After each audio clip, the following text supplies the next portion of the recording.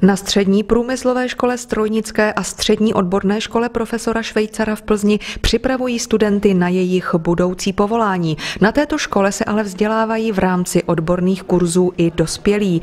Jeden takový vzdělávací seminář tady proběhl v listopadu. Zaměřen byl na obor svařování. Naše společnost UNO Praha, divize Welding Plzeň, se zabývá hlavně činnosti v oblasti zkoušení svařeckého personálu, vzdělávací činnosti a dalších činností, co se týká oboru svařování. Na odborných kurzech si mohou techničtí pracovníci doplnit své znalosti hned na několika úrovních.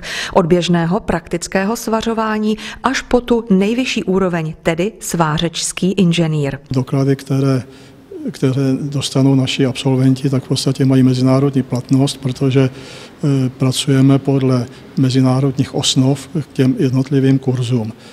Dále děláme zkoušky svařečů a zase svařeči, kteří dostanou od nás certifikáty, tak ty certifikáty mají mezinárodní platnost. 6. listopadu byl seminář určen především pro absolventy kurzů. Šlo o jejich doškolování a doplnění dalších odborných informací v oborech, ve kterých mají již specializaci. Dnešní seminář je zaměřený hlavně na tepelné zpracování a ohřevy v procesu svařování a dále potom na změny, které nastaly v průběhu jednoho roku od minulého semináře, kdy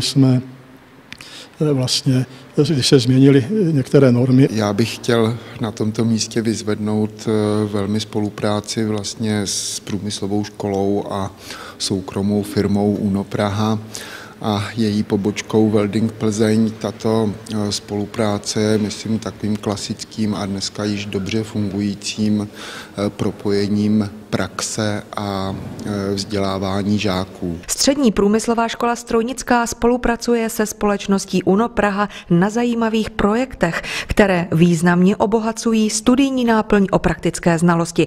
Jedním z nich je třeba projekt svařování a zpracování plastových konstrukcí.